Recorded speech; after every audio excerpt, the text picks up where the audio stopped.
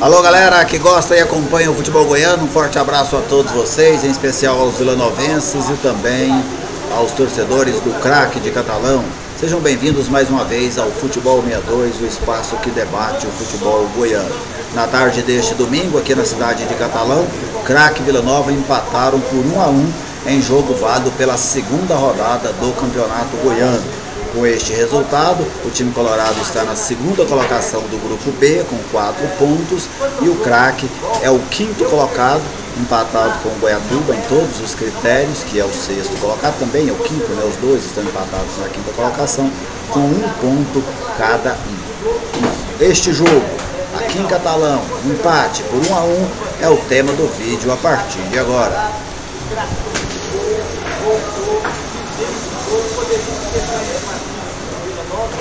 Nós tivemos um jogo de muitas alternativas, de alternância, aliás, várias alternâncias no desenho tático do jogo, alternância no desempenho, no nível de desempenho das equipes e até mesmo alternâncias climáticas. O primeiro tempo, o Vila não contou com o Wagner, né, que acabou por opção da comissão técnica, ficando em Goiânia. O Vila tem 2 jogos pesados na sequência agora, um contra a Aparecidense no Aníbal Batista e outro contra o Atlético no Estádio Anésio Brasileiro Alvarenga. Então o Vila optou por segurar o Wagner para esses jogos. E até imagino que a estratégia do Igor esteja correta. Penso que o Igor age corretamente, segurando ele para os 2 principais jogos deste primeiro turno do Campeonato Goiano de 2022. Em termos de panorama, né, no primeiro tempo, um jogo muito equilibrado, muito disputado, muitas disputas físicas, só que o Craque conseguiu criar neste cenário e o Vila não conseguiu criar. Taticamente, o Igor optou por uma marcação diferente daquela que ele realizou no jogo contra o Goiatuba. No jogo contra o Goiatuba ele marcou no 4-4-2 o tempo todo. Hoje ele optou por marcar no 4-1-4-1. Ele tinha a linha de defesa, à frente da linha de defesa o David, à frente do David outra linha com 4 jogadores, tendo o Mateuzinho por um lado, Pablo e Arthur centralizados, e o Jean Silva pelo outro, e apenas o Cleiton fazendo a saída de bola da equipe do Craque. O Craque já marcava no 4-4-2.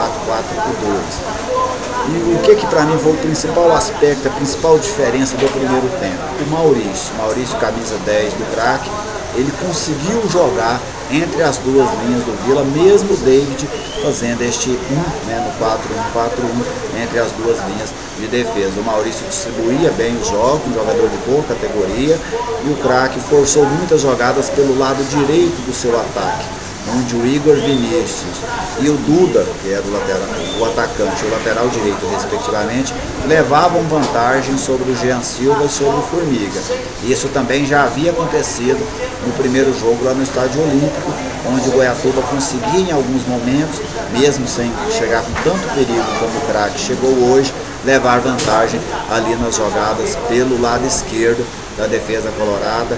O Igor vai ter que pensar e achar uma maneira de solucionar este problema, pois em algum jogo, especialmente contra equipes mais qualificadas tecnicamente falando, o Vila pode acabar perdendo algum jogo por conta justamente dessa deficiência.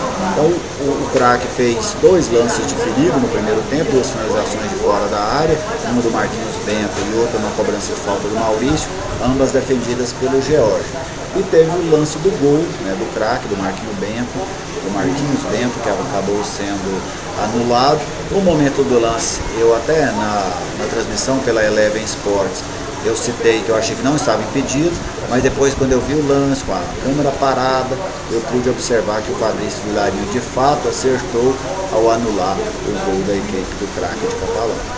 No segundo tempo o jogo começou no mesmo panorama. O Vila fez uma substituição, a entrada do Cardoso no lugar do Arthur. O Mateuzinho veio fazer a meia e o Cardoso foi jogar lá pelo lado direito, com o Jean Silva permanecendo pelo lado esquerdo. Um jogo de início equilibrado, o Craque conseguiu criar uma boa jogada pelo lado direito com o Igor Vinícius, a defesa do Vila afastou, o Craque sempre apostando naquela jogada pelo lado direito. termos de marcação, o Vila seguiu por algum tempo marcando no 4-1, 4-1, depois mudou essa marcação para um 4-4-2, depois que o Vila muda essa marcação, o Maurício sumiu do jogo, pois o Vila aproximava suas duas linhas de marcação, e aí o Maurício não conseguia mais transitar ali entre as duas linhas. E o Vila acabou chegando ao gol em uma jogada individual do Cleiton, que até agora faz um grande campeonato goiano. O Cleiton recebeu pelo lado direito, ganhou na força e na velocidade do Gabriel Pérez, e na saída do goleiro, aí tudo que ele usou de força, de velocidade, ele trocou por categoria. Num toque muito sutil, o Cleiton fez o gol do Vila, e o Vila mudou completamente o cenário do jogo. Aquele jogo difícil, onde só o craque criava jogadas, o Vila abriu o jogo para ele. O Vila passou a encontrar espaço na defesa do craque, passou a conseguir articular as jogadas, fazer as triangulações, especialmente com o Mateuzinho mais próximo do jogador Cardoso, que outra vez entrou bem no jogo. O Vila até desenhava, dava a impressão de que chegaria ao segundo gol. Porém, numa falha do goleiro George na cobrança do tiro de meta, aliás, o George precisa urgentemente trabalhar essas jogadas com os pés. Não, eu digo, a ponto de ser aquele líbero, aquele armador de jogadas, mas ao ponto de fazer o básico.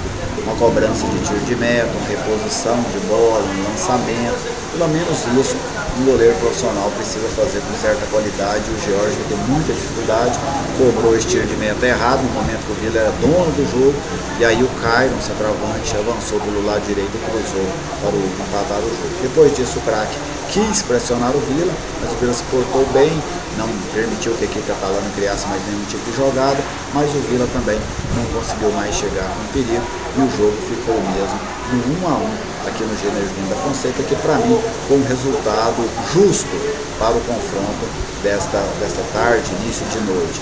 Nós tivemos aqui hoje um temporal impressionante, o jogo ficou parado ali por 9 minutos, mas essa é uma das chuvas mais fortes que eu já presenciei ao vivo, vamos dizer assim. E achei o árbitro Breno Souza de muito bom senso. Quando ele para o jogo, ele parou no momento certo, ele evitou problemas. Ele evitou o jogo talvez ficasse mais disputado, mais batido, segurou 10 minutos, voltou, tivemos o término do jogo tranquilamente. Então uma decisão muito acertada do árbitro. Quando erram a gente cita muito, né, que errou, mas quando acerta é preciso também ressaltar. No Vila Nova, eu gostei do Mateuzinho no segundo tempo, gostei do Cleiton, para mim o principal jogador do Vila hoje, o Cleiton, um centroavante, que eu imagino que o Vila terá dificuldades em segurá-lo até o final da temporada. Seria muito importante que o Vila segurasse a todas as competições que tem neste ano, mas para mim será difícil o Vila segurar, porque imagino que vai vir propostas para o camisa 9 colorado. Cardoso entrou muito bem no jogo de novo. Cardoso já precisa ser olhado pelo Igor de uma outra forma, porque vem entrando bem. E o Renato, zagueiro, é um zagueiro muito seguro, né? muito tranquilo, é o jogador mais regular da defesa do Vila, é o Renato, camisa 3. Para mim foram mal, outra vez, o Formiga, o craque jogou o tempo inteirinho em cima dele. Jean Silva não conseguia ajudar o Formiga na marcação e não conseguia jogar no ataque. Ele já precisa ter a sua condição de titular no Vila questionado. E aqui quem está falando é alguém que gostou da contratação do Jean, pois eu havia gostado do desempenho dele no Sampaio Correia, especialmente no primeiro turno da Série B do Campeonato Brasileiro. Foram aqueles jogadores assim que mais se destacaram. O Pablo, eu achei o Pablo um pouco fora de ritmo. Eu acho que talvez pelo tempo, né, jogou muito pouco no ano passado, no Bahia. O Pablo precisa ainda retomar, apesar de ser um jogador de muita qualidade. No craque, gostei muito do Maurício, camisa 10. Um jogador, um meia clássico, um meia que distribui as jogadas. Igor Vinícius também, um jogador interessante pelo lado direito, assim como o centroavante o Caio.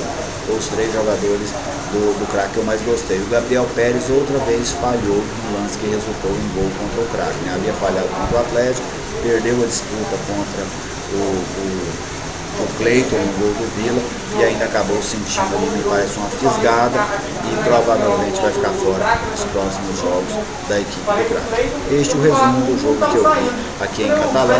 Craque 1, Vila Nova 1. Muito obrigado a vocês pela audiência. Estou enviando esse vídeo aqui desde Catalão para já aproveitar, né, porque até chegar em Goiânia e fazer um vídeo, sem dúvida ficaria muito demorado. Se você ainda não é inscrito no canal, te convido a se inscrever e assim você ajuda a fortalecer este espaço de debate do futebol goiano. Tenham todos uma excelente semana e até o próximo vídeo.